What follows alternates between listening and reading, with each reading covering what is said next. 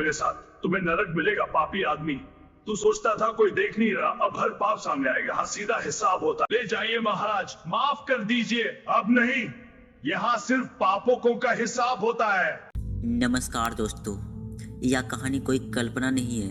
यह उन कर्मों का हिसाब है जो इंसान धरती पर करता है और समय रहते इंसान नहीं सुधरता है।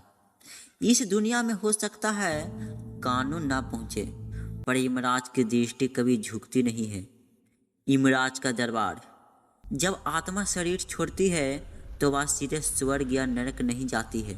पहले उसे यमराज के दरबार में लाया जाता है। चारों ओर गहन अंधकार, बीच में अग्नि की ज्योति और सिंहासन पर बैठे यमराज, शांत, गंभीर और अन्य प्रिय। यहाँ ना पैसा चलता है, ना पहचान, ना सिर्फ राशि, सिर्फ कर्म बोलते हैं। उस दिन 4 पापियों को बुलाया गया। चारों के हाथ जुड़े थे, चेहरे पर भय साफ दिख रहा था। यमराज की आवाज़ गूंजी, तुम चारों ने दूसरों का हक छीना, आज हिसाब होगा। नरक के द्वार धीरे धीरे खुलने लगे।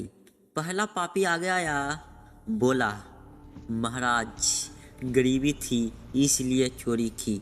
यमराज बोले, गरीबी पेट की होती है, नियत की नहीं। उसके कर में बढ़ते गए। मेहनत से बचना, आसान रास्ता चुनना। पहली पापी चुप हो गया। दूसरा पापी बोला, महाराज मैंने किसी का चोट नहीं पहुंचाई, बस मजाक करता था। यमराज की आवाज़ भारी हो गई। जिसकी इज्जत कांप जाए वह मजाक नहीं होता है। उसकी आंखों झुक गई। तीसरी पापी सबसे अधिक डरा हुआ था। उसने कहा, महाराज मैंने न चोरी की न किसी को छुआ, बस एक किसान का खेत कागजों से अपने नाम करवा लिया। यमराज खड़े हो गए। दरबार में सन्नाटा छा गया। यमराज बोले, तूने एक आदमी की पूरी जिंदगी छीनी। उन्होंने आगे कहे, उसी खेत से उसके बच्चे की पढ़ाई चलती थी, उसी से घर का चूल्हा जलता था। तूने जमीन नहीं ली, तूने उसका भविष्य लिया। पापी रो पड़ा, महाराज कानून मेरे साथ था। यमराज ने उत्तर देते हुए कहते हैं, धरती पर कागज चलते हैं, यहाँ सिर्फ कर्म। चौथा पापी बोला, महाराज मैंने खुद कुछ नहीं किया, बस साथ दिया। जो गलत में साथ देता है वह भी उतना ही दोषी होता है। चारों पापी एक साथ बोले, महाराज अब कभी नहीं करेंगे, माफ़ कर दीजिए। यमराज का उत्तर शांत था, माफ़ी वही मांगता है जो गलती से पहले डरता है, गलती के बाद नहीं। नरक का अन्याय। एक एक कर अलग अलग खूनों में यमराज का आदेश हुआ।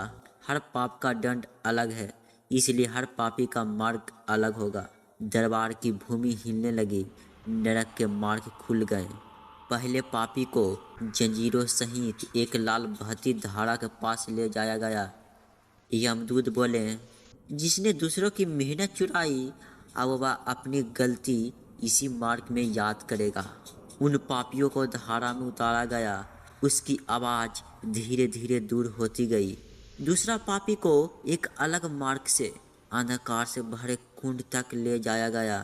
यमराज की आवाज़ गूंजी, जिसने इज्जत को नहीं समझा उसे शांति भी नहीं मिलेगी।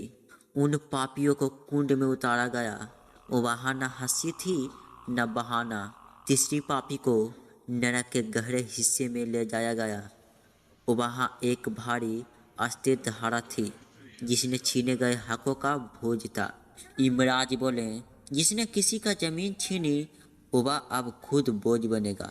उन पापियों को नरक के धारा में उतारा गया।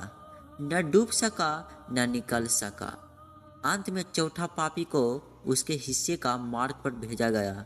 वह बोला, मैंने खुद कुछ नहीं किया। यमराज का उत्तर मिलते ही, गलत देखकर चुप रहना भी पाप है, और वह भी अपने कर्म के मार्ग पर चला गया। अंतिम संदेश। नरक शांत हो गया, सिर्फ अग्नि की ज्योति जलती रही। यमराज ने कहा, यहाँ सजा नहीं कर्मों का हिसाब है। दोस्तों, अगर समय रहते संभल गए तो राह बदल सकती है, वरना हिसाब तय है।